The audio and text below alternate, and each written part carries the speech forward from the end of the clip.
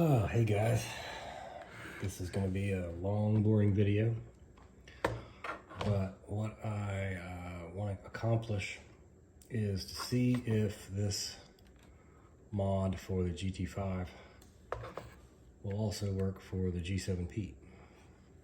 If you saw the last video, I cracked this open and noted that the potentiometers are the same in both radios. But I think there may be a snag because when I got this, the G7P, it was, when it first came out, had the original firmware on it. And when you go to calibrate your radio, it tells you to move the things. On the GT5, I never even paid attention because it didn't matter. But on the GT5, it only calibrates the steering and the throttle. The two knobs up on top, it completely ignores it. Yeah, I always thought it did calibrate, but I finally double checked and it does not do anything. The calibration doesn't do anything. Not a big deal because we're replacing, the new pot is the same as the old electrically. It's bigger and it's in a different spot. So it doesn't change anything. Now, the problem is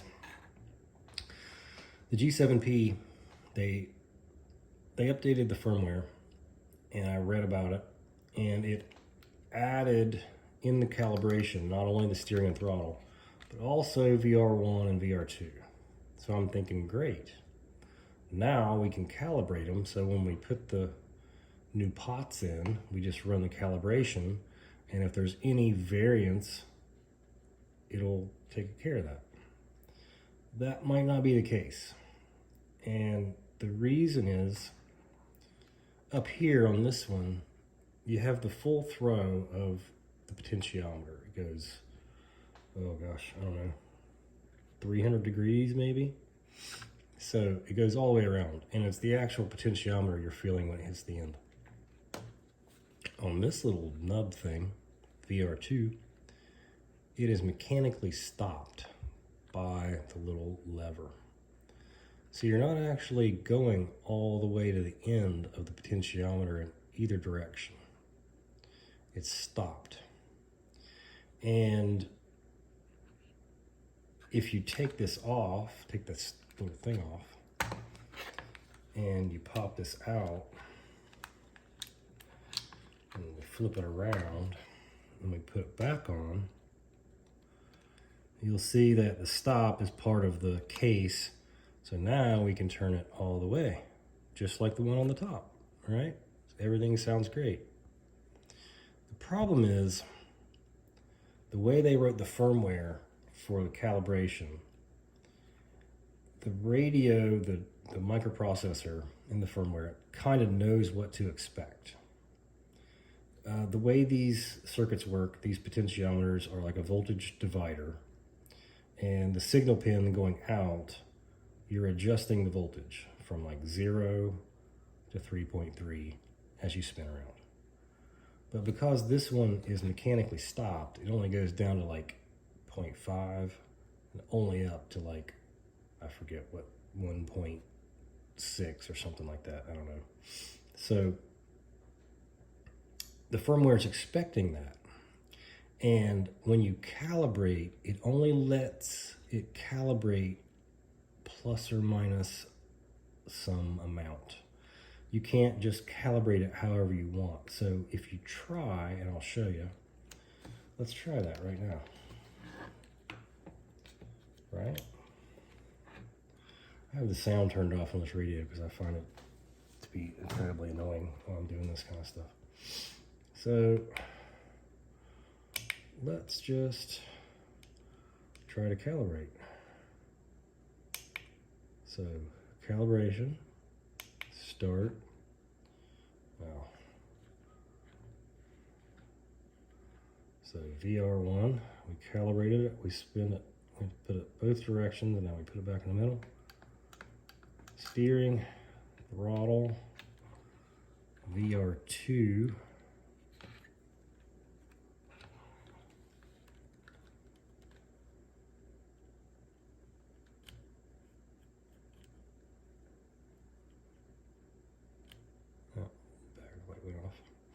No, it should be calibrated, right? Oh, sad face. Sad face. Sad face. It's because it's too far out of whack because it's not stopped. So it's kind of nice of them to make it so that you can't accidentally throw your thing out of calibration by doing it wrong, but they've kind of screwed us, at least on this knob. This one should still work. I'm going to test it. By the end of this video, I'm going to have tried both. But I'm going to put a new pot on this one and see if it works and see if it will calibrate. And then I'm going to try it on this one, which I'm almost positive will fail. It will not calibrate. And I think I have a workaround to make this work right, but it's going to require some extra steps. So I am not going to try to document this like a DIY how-to video. I'm just going to kind of work and kind of talk as I go. Sometimes it's going to be boring. It's going to be poorly edited. It's going to, you know, unless you're really into this actual thing, you probably already turned the video off, which is fine. Good for you. Go drink a beer. But I hope to, by the end of this video, answer the question, can we move this one down here? That'd be great. I'm pretty sure we can. And the other question is, can we make that one work if we want to? And I think there's a way around it, but it's going to take some electrical circuitry hacking wizardry to get that to work. So let's try to turn that sad face into a happy face. And I'm just going to start working, and maybe at the end I'll edit out the really slow parts of me doing stuff that doesn't matter. But yeah, you're probably, what I'll do is at the end of this, I'll do a synopsis and I'll try to put that at the beginning so you don't have to sit through this painful video. But it's here to watch, just to kind of document the process that I'm going through. So before I even start cutting or soldering or anything, what I want to do is kind of document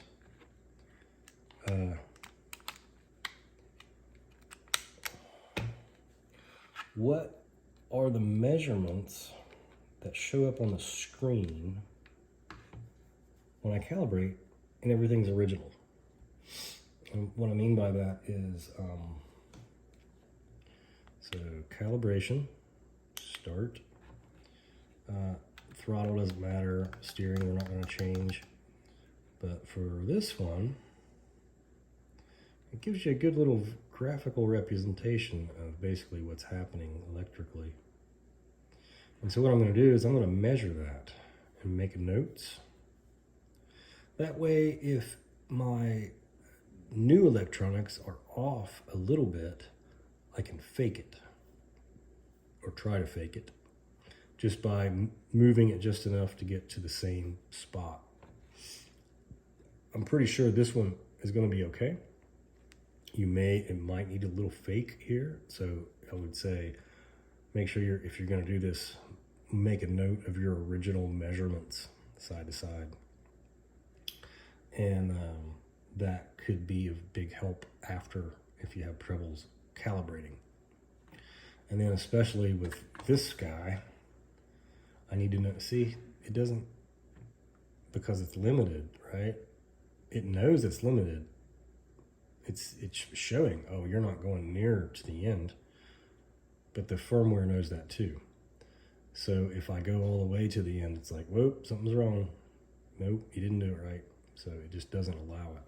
I'm gonna put in a request to FlySky to make a way around that. It would make this whole thing a whole lot easier, but you know that, because they're gonna be like, what? Modify? Yeah, no.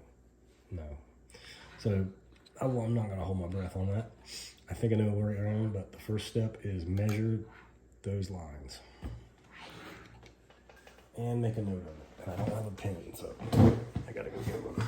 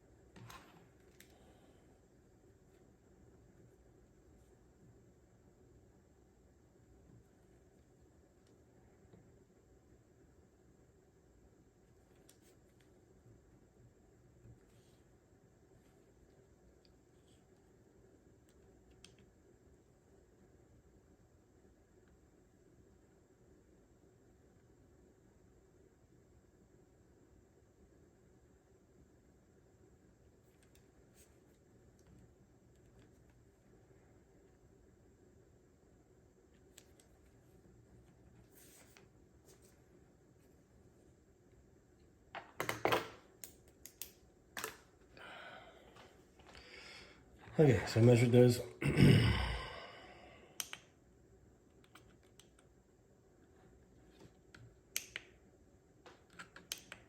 Why did that fail?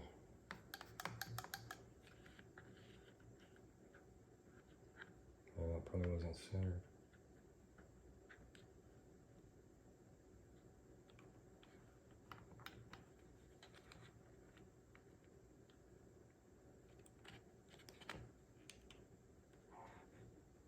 Calibration success. Okay. All right, so another thing I want to do is, what do I want to do? I want to take a quick measurement of what the voltage is coming out of the center pin, just for, at each extreme, just for reference. So, let's see if we can get that. Now I've lost my notes. What pin is which?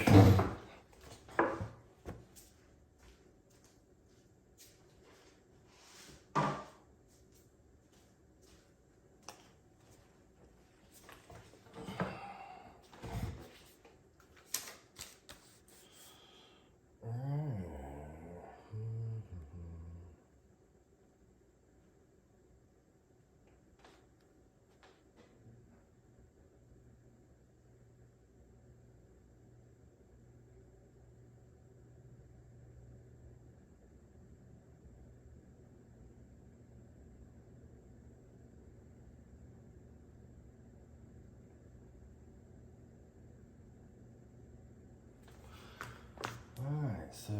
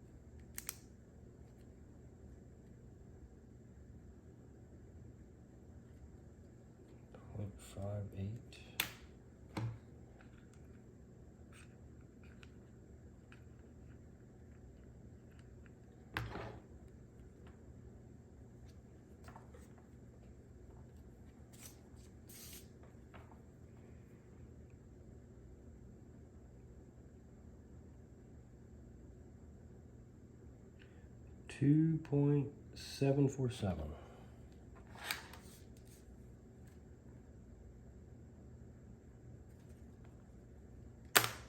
Okay. And I want to do the same for, just to have it in my little notes here, I want to do the same for this one up here. So to disassemble this whole top section, all three pull straight up. They are a friction fit. They pull straight out. When you slide this little control panel out, you might pop your antenna off, but that's okay. It's just a little connector that pops back on. All right, so once you get it out, take all three by pulling straight out, take them off, and then push out on these two little tabs and it pops right off. Bing! Look at that. Not even a screw in it. Well, what I'm after is, what is the voltage here? Oh, I forgot to get the middle for that one. I'll get that one too. All right.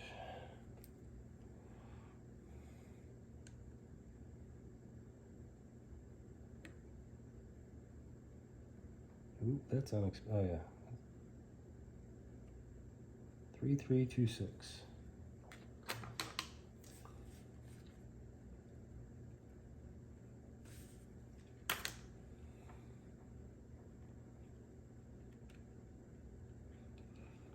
All the way the other way, probably be 0.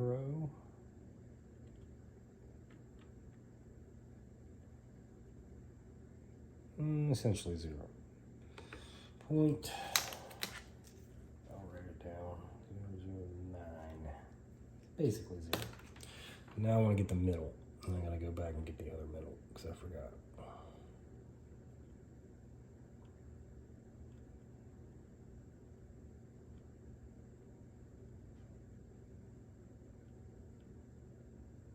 Alright, that's the middle.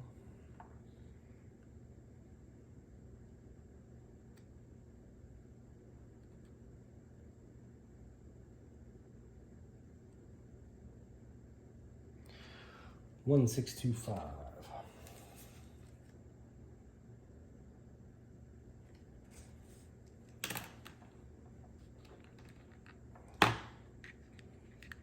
Turn this one to the middle.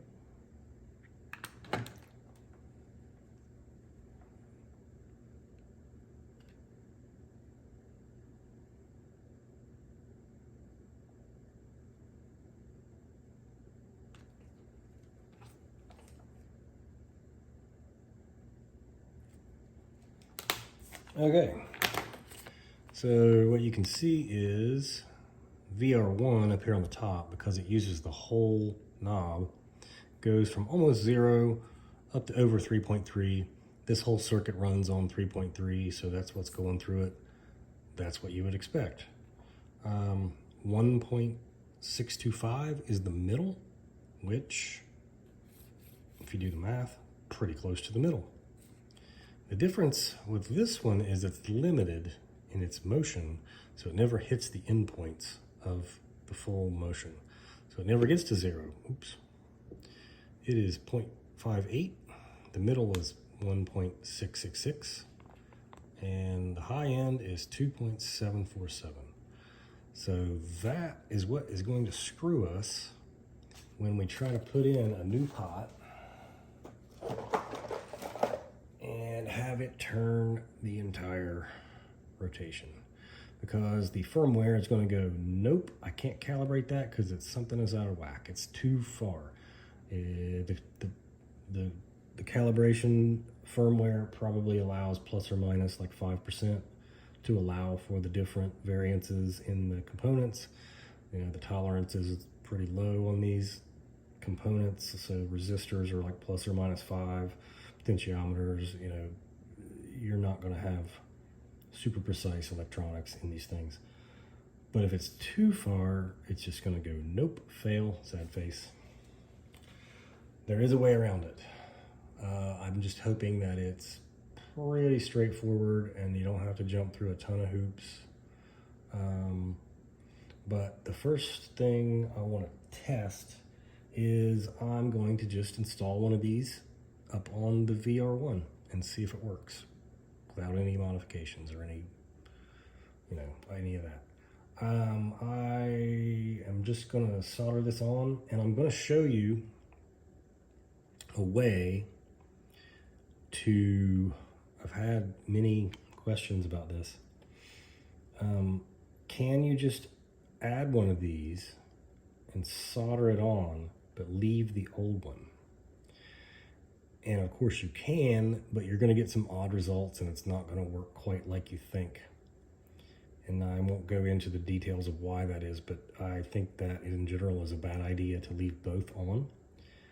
But there is a way that you can leave this attached right here. And I'll just explain it. You cut the 2 outer leads up here on top, but just leave everything in there and then solder the wires to the bottom. When you cut the 2 outer ones, you completely take it out of the circuit. So the middle one holds it in, so you can put it back together and stick the knob back on, and it looks normal. It's just completely not connected to anything important. And then you just use the other one. And there's 2 reasons you might want to do that. One is to hold the knob on. And the other one is, if you want to reverse this, it's a pretty simple process to just solder the little gap back together and remove this one, and then you're back to pretty close to original. So I'm going to try that with this one right now, and you can probably just sit and watch me soldering, which is going to be really boring because I'm not going to try to do it for the camera. I'm just going to do it here real quick, and I may edit all this junk out. But okay, so that was miserable. I bought one of these, my soldering iron, which I've had forever, which I love, is sadly starting to not hold heat consistently. I bought one of these little cheapos on Amazon. Absolute garbage. It's going in the trash. It just made a mess. I may experiment with it a little bit. I'm not gonna immediately toss it out, but I'm pretty sure that it just doesn't have the wattage probably. I've always been lucky with the cheapos, but not that time. So finally got it soldered. Haven't tested it yet. I mean, it works kind of, but let's see if it'll calibrate. That's the real trick. So actually, let's go up here. Can you see that? So I've still got VR1 in place, but I've cut the outer leads, which is the plus 3.3 and the ground. And the signal's still connected just to hold it in place, but it won't have any effect. But as you can see, I am getting a reaction that I want. The question is it close enough to calibrate, or is this fly sky going to be a pain in the ass? Let's back out. Let's go to calibration. Start. Steering should be fine. Throttle we didn't change. This little thing is the same. VR1. Oh, let's measure. What did that measure to begin with? The suspense is killing us, but I just want to measure. So VR1 was 15, and we're pretty darn close. So back the other way, and then back to middle, and the moment of truth. Success. So that answers that question. Yes, you can use one of these pots to replace VR1, and it will work. That's good. So that's a success. So we could continue and just use VR1, and I would probably recommend most people do that. It's a just a replacement, because electrically these pots are the same. So the radio doesn't really tell you, and there's no big difference to it. It's just like it's doing the exact same thing, you know.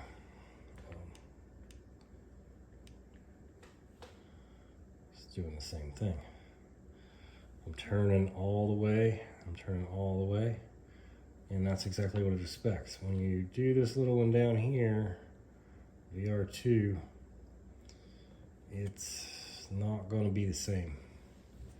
I'm going to try it anyway. I'm going to try to work around, but I would just recommend that if you're thinking of doing the G7P rear steer mod relocation, whatever you call this thing, hack, hardware hack, I would recommend planning on using VR1.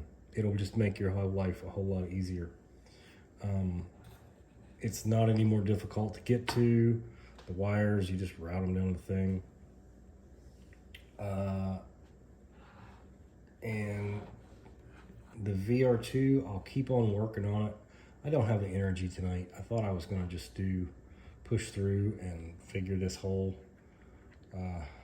thing out tonight, but you'll just have to wait. Maybe I'll get to it this weekend, but maybe not. I don't know.